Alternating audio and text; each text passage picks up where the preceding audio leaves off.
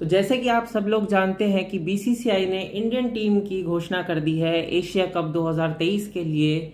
तो आज हम इसी मुद्दे पर बात करेंगे कि क्या ये टीम सही चुनी गई है या नहीं। तो सबसे पहले अगर हम बात करें चयन की, तो उसमें आते हैं रोहित शर्मा कप्तान, Shubman Gill, Virat Kohli, Shreyas Iyer, Surya Kumar Yadav, Tilak Varma, KL Rahul, Ishan Kishan, Hardik Pandya as a vice captain, Ravindra Jadeja, Shardul Thakur, Axar Patel, Kuldeep Yadav, Jasprit Bumrah, Mohammad Shami, Mohammad Siraj, प्रसिद्ध कृष्णा एंड संजू सैमसन। तो जैसे कि आप सब लोगों को पता है कि अभी हाल फिलहाल में आयरलैंड के साथ एक सीरीज हुई थी, उससे पहले वेस्ट इंडीज के साथ एक सीरीज हुई थी। तो वो थोड़ा सा कैजुअल बिहेवियर कह सकते हैं एक कप्तान के तौर पे हार्दिक पांड्या का। लेकिन ये बहुत बड़ा इवेंट है वेस्ट इंडीज और आयरलैंड की। चलो मान लेते हैं कि थोड़ी बहुत उसमें खामियां थी सीरीज में और स्ट्रैटेजी में भी खामियां थी और बहुत कैजुअली लिया गया उसको, जो कि ये गलत है। लेकिन अब जो आगे के टूर्नामेंट हैं ये बहुत बड़े टूर्नामेंट हैं एशिया कप के बाद। तो सीधा अगर स्टैट्स की बात करें तो रोहित शर्मा का जो स्टैट्स है वो हाल फिलहाल में कुछ इस तरह से आपको दिखेगा। उनके लास्ट 10 ओडीआई इनिंग्स का आप रिकॉर्ड देख सकते हैं, जिसमें उन्होंने 51 बनाया, 83 बनाया, 17, 42, 34, 51, 101, 13, 30, 12। तो जैसे कि आपने देखा कि उनका रिकॉर्ड मतलब पहले से काफी सुधर गया है। तो उनका टीम में ऑब्वियसली उनकी तो कोई जगह ले नहीं सकता, क्योंकि वो कप्तान है और बहुत अच्छी फॉर्म में नहीं भी है, लेकिन फिर भी उनकी जगह को कोई छीन नहीं सकता। अभी तो फिलहाल नहीं छीन सकता। तो उनका चयन बिल्कुल ठीक हुआ है और बस रोहित को करना ये होगा कि बस अपना वही जो रोहित शर्मा वाला अंदाज है वही दिखाएं और भारत को ये वर्ल्ड कप जिताएं और एशिया कप भी जिताएं। तो अगर हम इसके बाद अगर बात करते हैं नंबर वन पे रोहित शर्मा को बिल्कुल खेलना चाहिए। कई लोगों ने पूछा कि क्या रोहित शर्मा को नंबर 1 पे खेलना? जी हाँ, बिल्कुल रोहित शर्मा को नंबर 1 पे ही खेलना चाहिए। अगर वो डाउन द ऑर्डर आते हैं और एक्सपेरिमेंट करना चाहते हैं, तो उन्होंने पहले हाल फिलहाल सीरीज में काफ़ी एक्सपेरिमेंट्स किए हैं, लेकिन आई डोंट थिंक सो कि उनको ये एक्सपेरिमेंट करना चाहिए, क्योंकि अब एक्सपेरिमेंट करने का टाइम नहीं रहा है। तो नंबर 1 स्पॉट बन गया है रोहित शर्मा। फिर आते हैं हमारे नंबर 2 पे शुभमन गिल को लेके काफ़ी डाउट है, क्योंकि हालांकि उनका चयन हो गया है, मतलब वो स्क्वाड में आ चुके हैं, लेकिन उनकी फॉर्म को लेके काफ़ी चिंता जताई जा रही है, क्योंकि उन्होंने हाल फिलहाल में कोई बहुत अच्छा खास प्रदर्शन नहीं किया है। उन्होंने बनाए हैं 116 उन्होंने अपने लास्ट 10th ओडीआई में बनाए, फिर 208 बनाए जो कि न्यूजीलैंड के खिलाफ थे। आप सबने देखा था, हमने देखा था। लेकिन उसके बाद थोड़ा सा उनका डिप हुआ है। एक शतक और आया है 112, और उससे पहले 40, फिर 112, फिर 20, 0, 37, 7, 34 और 85। और अभी अगर हम बात करें वेस्ट इंडीज़ के दौरे की, तो उन्होंने बहुत कुछ खास नहीं किया। 3rd ओडीआई में ज़रूर उन्होंने 85 रन की 85 रन की पारी। तो शुभमन गिल की अगर बात करें तो भारत को, हमको और आप सभी को उनसे बहुत उम्मीदें हैं। तो उनको बहुत अच्छा खेलना पड़ेगा और बहुत समझबूझ के साथ खेलना पड़ेगा, अदरवाइज़ उनका जो सिलेक्शन है वो जस्टिफाई नहीं होगा। तो नंबर 2 पे बिल्कुल परफेक्ट हैं। अगर खेलते हैं, अगर उनका चयन होता है प्लेइंग 11 में, तो उनको डेफिनेटली ओपन करना चाहिए रोहित शर्मा के साथ, या फिर एक ऑप्शन है आपके साथ ईशान किशन का, क्योंकि लेफ्ट राइट कॉम्बिनेशन हो जाता है तो उससे थोड़ा सा ऑपोजिशन के लिए प्रॉब्लम हो जाती है स्ट्रैटेजी बनाने में। लेकिन ऐसी कोई मेरे को दिखता नहीं है, कोई भी मतलब सिनेरियो ऐसा नहीं लग रहा है कि जिसमें ईशान किशन और रोहित शर्मा आएंगे। जहाँ तक लग रहा है रोहित शर्मा और शुभमन गिल ही ओपन करेंगे। तो चयन के हिसाब से या चयन के लिहाज से शुभमन गिल का जो चयन किया गया है वो कहीं ना कहीं जस्टिफाइड होता है। नंबर 3 पे बात करेंगे हम किंग कोहली की। ओ भाई, king Kohli is on another level right now. King Kohli का जो अभी हाल फिलहाल का फॉर्म है वो कुछ इस प्रकार है। 113, 4, 166, 8, 11, 36, 4, 31, 54, 0। कह सकते हैं कि लास्ट के 4-5 इनिंग्स में उनके बहुत अच्छे रन नहीं आए हैं, लेकिन बड़े अच्छे टच में लग रहे हैं। अगर आप पिछले 2-3 साल की बात करें तो उनका कोई भी शतक नहीं आया था, कोई भी अच्छी बड़ी इनिंग नहीं आई थी, लेकिन अब वो T20 में भी परफॉर्म कर रहे हैं, वो टेस्ट में भी परफॉर्म कर रहे हैं और वर्ल्ड कप में भी परफॉर्म कर रहे हैं। तो जाहिर सी बात है, एक वर्ल्ड क्लास प्लेयर के लिए ये कभी भी दिक्कत नहीं होगी कि अगर वो थोड़ी सी भी फॉर्म में है तो वो ज़बरदस्त परफॉर्म करके देगा, ये आप लिख के ले लीजिए। तो विराट कोहली का तो खैर कोई सवाल ही पैदा नहीं होता कि उनका चयन ना हो टीम में, तो उनका तो जस्टिफाइड है। अब आते हैं श्रेयस अय्यर। श्रेयस अय्यर का जो है थोड़ा सा ग्राफ थोड़ा सा डगमगाया है बॉस, क्योंकि उन्होंने लास्ट के 10 इनिंग कह लें या अपनी लास्ट 20 ओडीआई इनिंग्स कह लें तो उन्होंने बहुत अच्छा कुछ खास परफॉर्म नहीं किया है। एक ही इनिंग आई थी उनकी जो उन्होंने 82 रन की खेली थी और एक 80 रन की खेली थी, एक बांग्लादेश के खिलाफ और एक न्यूजीलैंड के खिलाफ। तो वो भी कोई बहुत दबाव वाली सिचुएशन में नहीं खेला। प्रॉब्लम श्रेयस अय्यर के साथ ये है कि जब भारत को ज़रूरत होती है, अगर वो तब परफॉर्म करेंगे तब उनका जो है परफॉर्मेंस उसका भार ज़्यादा माना जाएगा। लेकिन ये जो इनिंग्स आई हैं ये आई हैं फर्स्ट इनिंग्स में, जब आप चेज नहीं कर रहे होते हो, जब आपके ऊपर दबाव नहीं होता है। चलिए खैर कोई बात नहीं, Shreyas Iyer all the best. अगर आपका चयन हुआ है तो आप उसको जस्टिफाई करेंगे, तो हमारे लिहाज से इनका भी चयन जस्टिफाइड है। अब उसके बाद आते हैं सूर्य कुमार यादव। सूर्य कुमार यादव एक बहुत बड़ा नाम हो चुका है क्रिकेट में। हालांकि अब आप बहुत सारे लोग यही बात करेंगे कि अगर ओडीआई की बात हो रही है तो भाई वो ऑस्ट्रेलिया वाली सीरीज को हम कैसे भूलें, जिसमें मिचेल स्टार्क ने उनको 3 मैचों में पहली ही गेंद पे 0 पे आउट किया, पहली ही बॉल पे। तो वो हो जाता है, लेकिन अगर उसकी बात करें, उसको अगर एक बार साइड में रख दें तो कोई डाउट नहीं है इसमें कि सूर्य कुमार यादव एक बहुत ही बड़ा खिलाड़ी है, बहुत अच्छा प्रेशर हैंडल कर लेता है और अपना जो सबसे उसकी खास बात है जो कि स्ट्राइक रेट उसको डिप नहीं होने देता और टीम का स्ट्राइक रेट भी बढ़ा के रखता है, रन रेट को, और अपने स्ट्राइक रेट को भी बहुत अच्छे से मेंटेन करता है। तो इस वजह से, इस लिहाज से अगर प्रेशराइज सिचुएशन में देखें तो सूर्य कुमार यादव ही आपको एक डूबती हुई सिचुएशन से या डिप होती हुई सिचुएशन से आपको निकालने में बहुत एक सक्षम बल्लेबाज हैं। तो उनका चयन बिल्कुल जस्टिफाई होता है। हाँ, हालांकि उनका नंबर की अगर बात करें, कौन से नंबर पे उनको खिलाना चाहिए, तो अगर उसकी बात करेंगे तो सूर्य कुमार यादव को आप 4 नंबर पे खिला सकते हैं। पहले पे रोहित शर्मा हो गए, दूसरे पे शुभमन गिल हो गए, तीसरे पे विराट कोहली हो गए, चौथे पे आप सूर्य कुमार यादव को खिला सकते हैं। अगर आप उनको 5 नंबर पे खिलाना चाहते हैं और केएल राहुल को ऊपर करना चाहते हैं 4 नंबर पे, तो आप वो भी कर सकते हैं, लेकिन आई डोंट थिंक सो इसकी ज़रूरत पड़ेगी। तो 4 नंबर पे बेस्ट हैं सूर्य कुमार यादव। तो अगर बात करें तिलक वर्मा की, तो तिलक वर्मा एक बहुत ही प्रतिभाशाली खिलाड़ी हैं और जिसकी वजह से ही उनका चयन किया गया है भारतीय क्रिकेट टीम में। और तिलक वर्मा मतलब आपको एक बैटिंग भी ऑप्शन है और आपका बॉलिंग भी ऑप्शन है, क्योंकि पार्ट टाइम वो ठीक ठाक स्पिन कर लेते हैं। तो उस लिहाज से उनका चयन बहुत ही अच्छे समय पे हुआ है और उसका उनसे फ़ायदा भी मिलेगा, क्योंकि उनका स्ट्राइक रेट बहुत अच्छा है और बहुत ही होनहार और निडर खिलाड़ी हैं। तो इस लिहाज से तिलक वर्मा को तो टीम में ज़रूर होना ही चाहिए और इस हिसाब से उनका जो है जस्टिफाइड होता है उनकी जगह टीम में। तो अगर हम बात करें ईशान किशन की, या चलिए पहले केएल राहुल के बारे में थोड़ी सी बात कर लेते हैं, क्योंकि थोड़ा एक गंभीर मुद्दा है। केएल राहुल के साथ थोड़ा सा अगर देखा जाए सिलेक्शन को लेके काफ़ी विवाद रहे हैं। इससे पहले बीसीसीआई ने भी काफ़ी कुछ स्टेटमेंट दिए थे उनके रिगार्डिंग कि वो फिट हैं, फिर कभी कहा कि वो फिट नहीं हैं, फिर कभी कहा कि वो यो टेस्ट पास कर चुके हैं, फिर उसके बाद उनका एक बयान आया केएल राहुल का कि मैं पूरी तरह से फिट हूँ।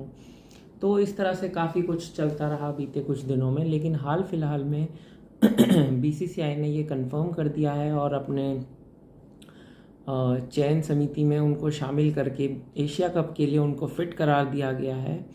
और इस लिहाज से अगर देखा जाए तो उनका चयन जो है वर्ल्ड कप टीम में भी होने के पूरे आसार हैं।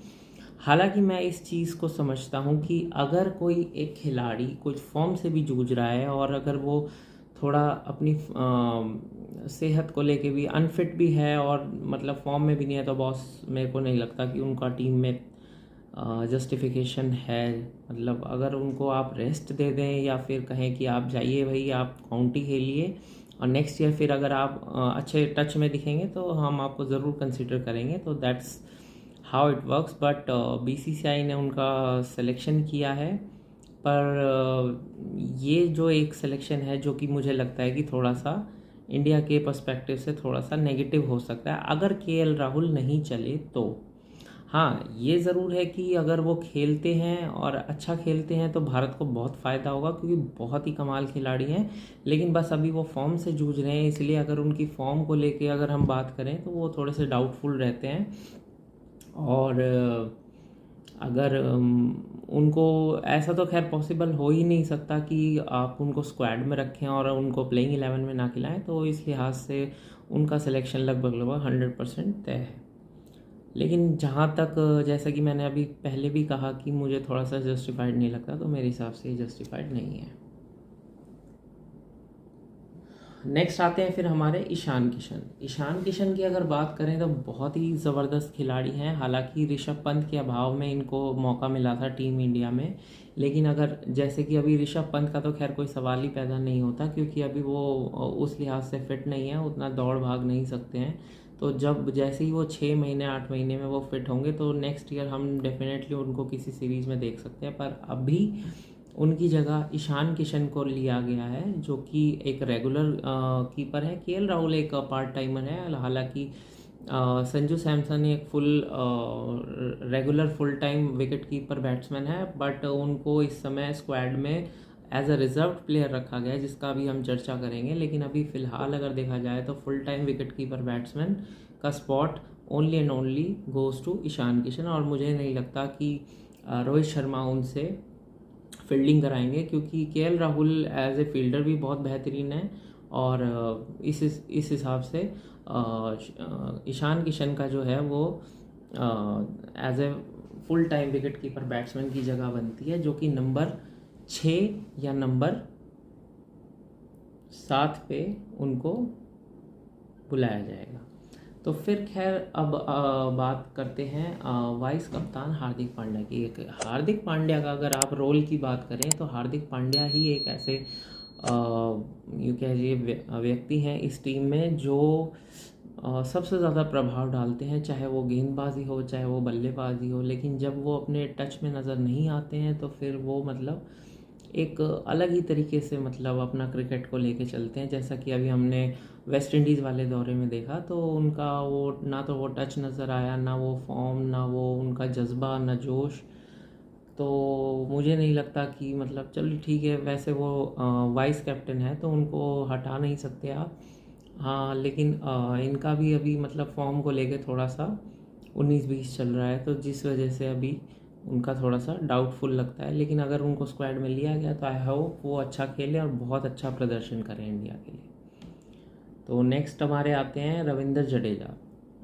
भाई रविंद्र जडेजा का तो आप बहुत अच्छे से जानते हैं कि रविंद्र जडेजा जैसा महान खिलाड़ी, मतलब आउटस्टैंडिंग वो फील्डर, आउटस्टैंडिंग वो बैट्समैन, आउटस्टैंडिंग वो बॉलर, मतलब क्या नहीं है उनके पास।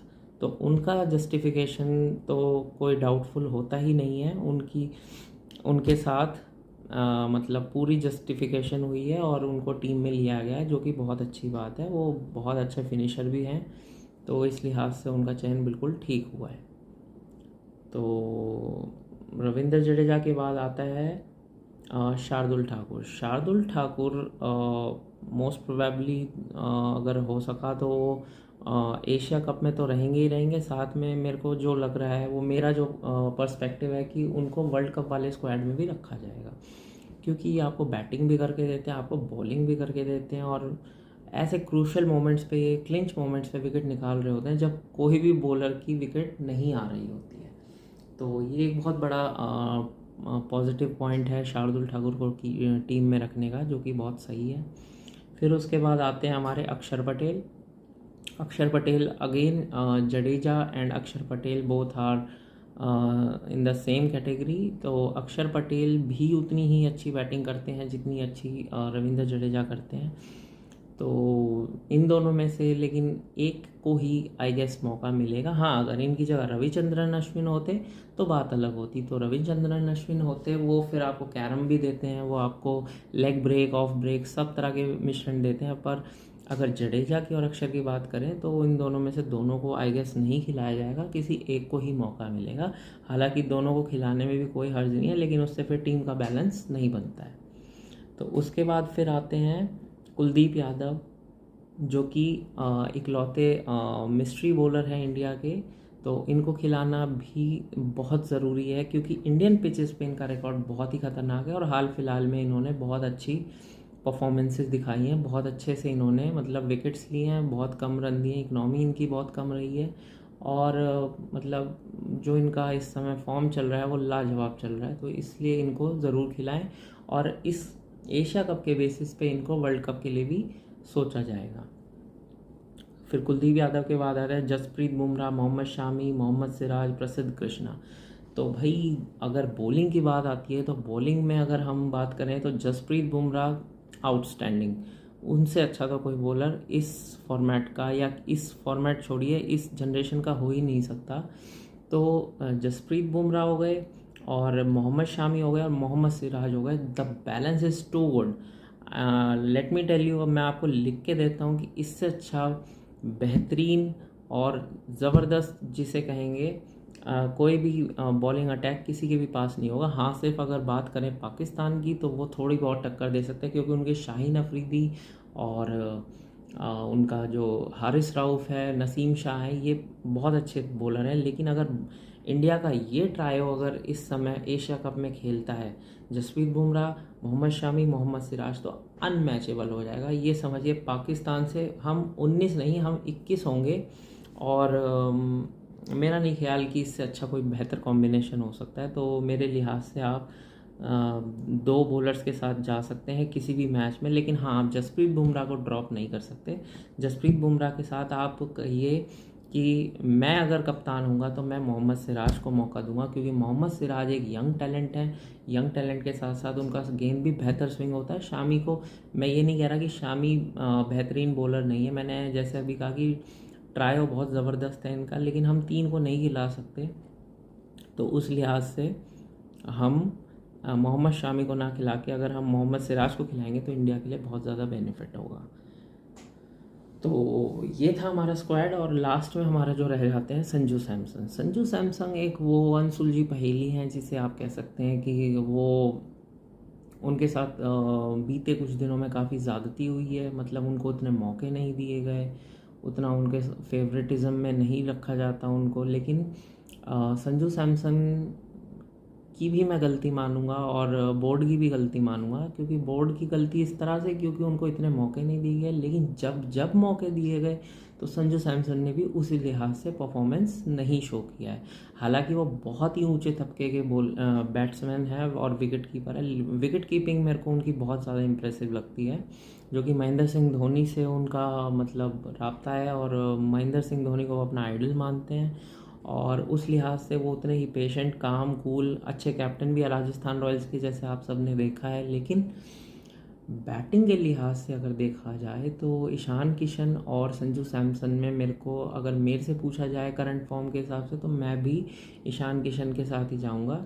हाँ, ये ज़रूर है कि अगर उनको आप संजू सैमसन को अगर आप एशिया कप में मौका नहीं देते, और हो सकता है शायद वर्ल्ड कप में भी ना दें, तो आप उनको छोटी सीरीज़ में ज़रूर मौका दें। उसमें आप ईशान किशन को मत लीजिए, और जब तक ऋषभ पंत फिट नहीं होते आप संजू सैमसन के साथ जा सकते हैं। तो आई होप आप सबको ये वीडियो बहुत पसंद आया होगा और आपने बड़े ध्यान से सुना, उसके लिए बहुत बहुत थैंक यू। और बस आपसे यही गुजारिश है कि अगर आपको वीडियो पसंद आया हो तो आप ज़रूर इसको लाइक करें और मेरे चैनल को सब्सक्राइब करें और बेल आइकन को दबाना ना भूलिएगा। तो मिलते हैं फिर कल किसी नए और इंटरेस्टिंग वीडियो के साथ। तब तक के लिए जय हिंद, जय भारत।